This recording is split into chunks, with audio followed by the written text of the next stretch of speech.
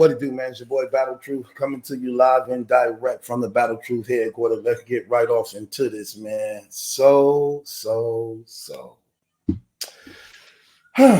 What are we gonna do with this? I saw the interview with Murder Mook, man, the other day, and I'm just keeping it 100. I didn't like it. Didn't like it at all. I didn't think that he should have did it. I thought that he shouldn't have did it. Again, this is not the community for you to have a heartfelt moment with, or you try to get them to understand and relate to anything you're going through when it comes to your personal life, because they're not going to respect it. They're going to use it to their advantage, hold it against you, which, again, I was totally against it in every way. So they were watching the blog, how I felt about the situation and things like that. We had some talks that were taking place behind the scenes. And some things were brought to my attention that me and a few of my guys were just elaborating on and talking about. And one of the reasons what we were talking about, and one of the things we were talking about, was the situation that took place in this interview. And I was sharing with them exactly how this community is and why this community is not this type of community for things like that.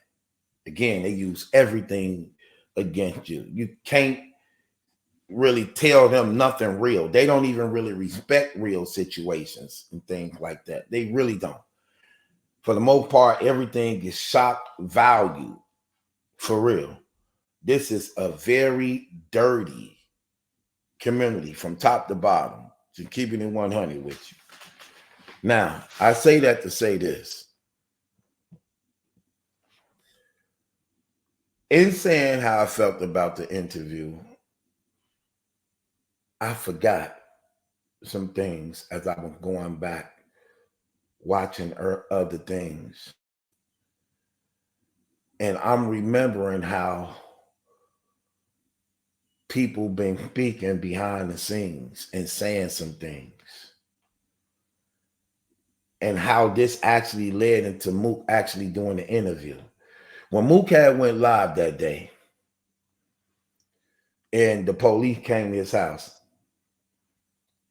he came to his house and he was recording the fallout that they had doing, and he's let it be known he started recording because he feared for his safety, seeing that the police have a reputation of abusing their authority and power and things like that. People were trying to get me to blog against him. They wanted me to start roasting his house and all these things. And I'm like, what's wrong with these people? Why would I do something so stupid like that?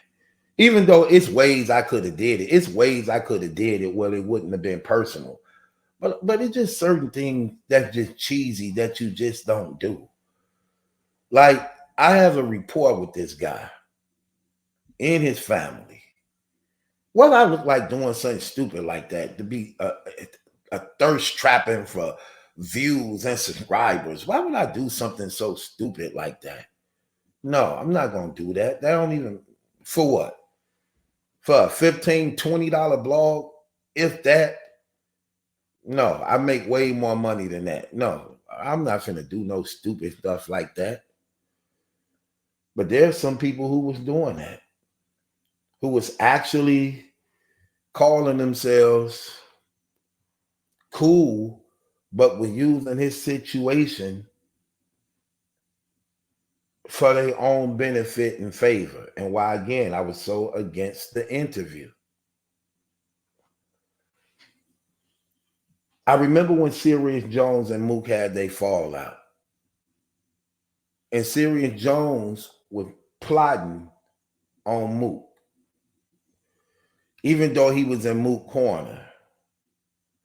But he was going behind the scenes, behind Mook back, trying to get a battle to take place between him and Mook, even though he's in Mook corner. And Mook didn't know about this.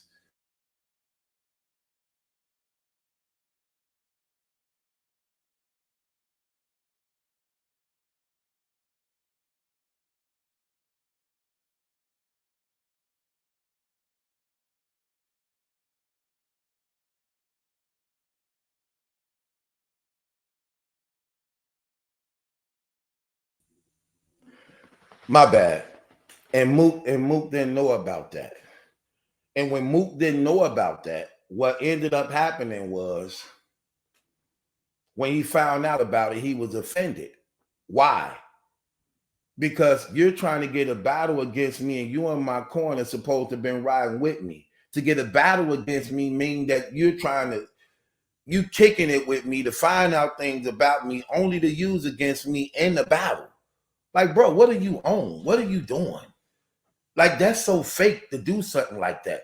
So all the time, I'm thinking you genuine, you stand up and we kicking it with each other, but you just kicking it with me, soaking up all type of information, baiting me into conversations that's all leading up to you wanting a secret battle to actually air out my dirty laundry. And remember when they got into it, he like, oh, I've been wanting to say this. I've been wanting to say this. That's why and then he started basically saying things that were going on behind the scenes between the two. And it seemed like a lot of brothers been doing these things. And come to find out, one of the reasons why Mook ended up doing the interview addressing what was going on was because behind the scenes, certain people was basically slandering and shaming. So rather him allowing them to have one up on him, and why Goodz basically was saying he want to battle Mook now and things like that, thinking you finna be the first one to say something or have a one up on somebody. Hey, now it makes sense. No, I'm gonna put it out there and say it myself. So you ain't gonna have no one up on me. I'm gonna address it myself. I'm gonna talk about it myself. I'm gonna put it out there and I'm gonna tell the truth. So whatever you say after that, hey, it is what it is. But at least people know the real truth. Okay, now that makes sense. Now I get the back end story on how this happens and why it all play out that way. But that ain't the first time something like this happened. During the T-Rex and Charlie Clips battle, Rex had been letting Goodz hear his rounds, not knowing that Goodz was going to give Charlie Clips pointers on the rounds. So Rex had been letting Goodz hear his material for Charlie Clips, and Goodz was telling it to Charlie Clips, which actually gave Charlie Clips leverage over Rex in the battle because he knew what Rex was going to come with, which meant those freestyles that we thought was freestyles coming from Clips really wasn't freestyles because he already was privy to everything that was going to be said before the battle even was. At the same time, Rex was mourning the death of a family member that he wasn't even going to show up for the battle, but was talked into actually doing the battle. He was going to chop it up and just not even do it as a result of what they was going through in their family and mourning the death of, I believe it was his nephew or somebody. But he was talked into doing it by some of the other family members, but not knowing that Goodz had already dropped the dime on him to Charlie Clips, and Clips was already ready for what was about to happen. You're no good, you're no good, you're no good. Mister, you're no good. Boy, what? Damn, Goods. You, you tripping. I guess that's the white side of the family. I guess that's the white side of the family. You know, what is it? What Calico said, you had a white father. That's why your hair curly. Like you got naturally curly hair and naturally like mayonnaise and pasta. Cause your father white. He tried to debunk it, and he put up a picture of a dark skinned man.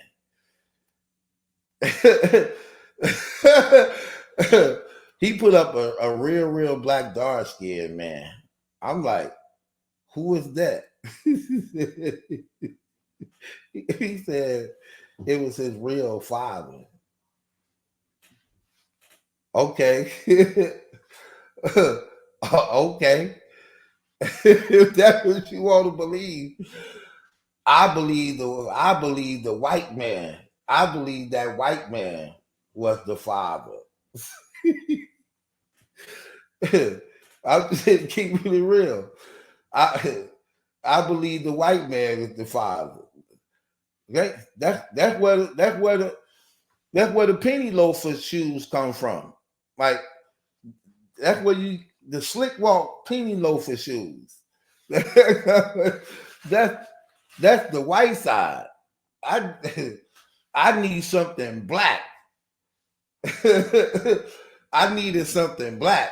I tried to order a pair of those slick walks, but when I tried to order a pair, I was saying, what go with this? All I thought about was Hawaiian shirts.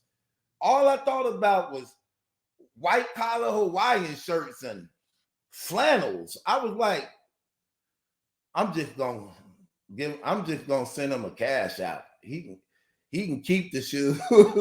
He can keep the shoe. Then he showed himself making his deodorant. No, not his deodorant. He showed himself making his cologne. He had stickers, like real stickers. You remember before they started getting cheap with the cereal? The prize would be stickers in the cereal box. He had like some of those. He had you remember when you were sick as a kid and they gave your parents the syringe for the cough syrup? Well, is that called a syringe, babe? You know, I'm talking about with the plastic thing on it that you squeeze it and the medicine come up. Yeah, it's called, okay, so it's a different type of syringe.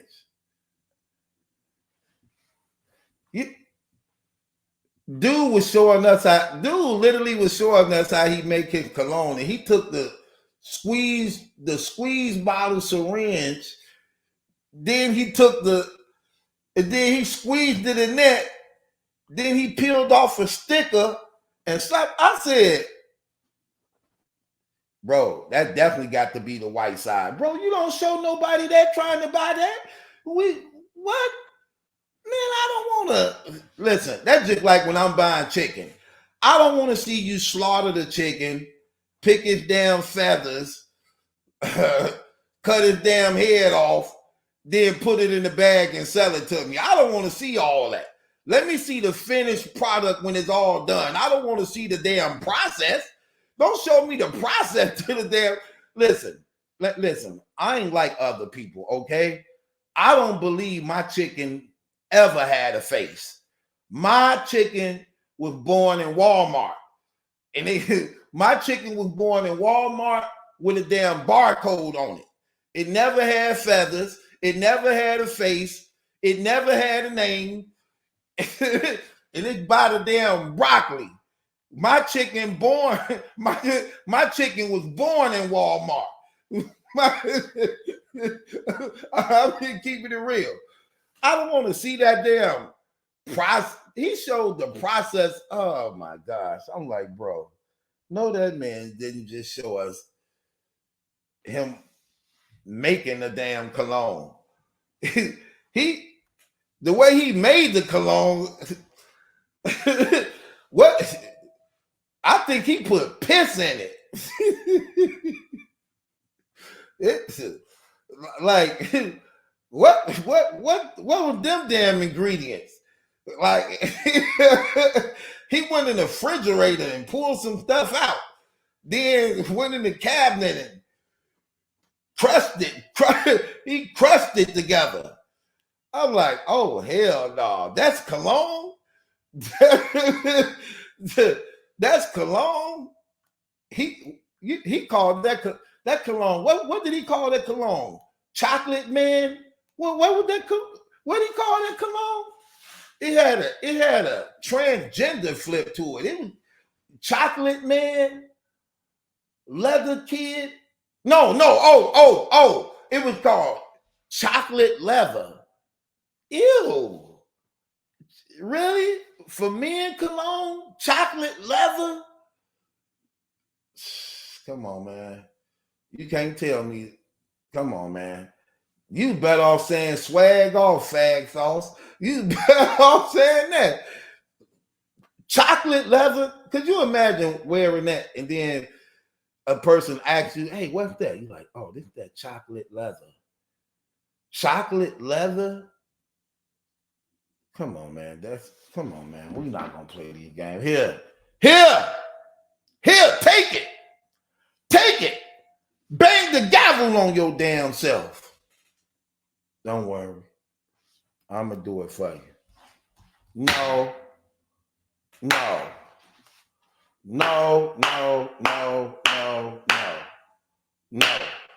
Man, get out of here with that trash.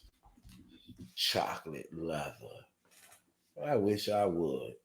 I ain't trying to spray nothing on me chocolate. I ain't trying to spray nothing on me chocolate. Like, oh man, spray some of this chocolate on you. Ew. Do you back up? Sound crazy as hell. But that's what they do though. Anyway, that ain't cool neither. And you did that. So you better make sure you fix that problem and you fix that situation. But now it makes a lot of sense of why he did what he did. And I'm cool with it. With that being said, it's your boy Battle Truth. It ain't my judgment. That's some question. It's yours. Subscribe to Battle Truth. No streets for you. So leave me waiting on you. Listen, no streets for you. So leave me waiting on you.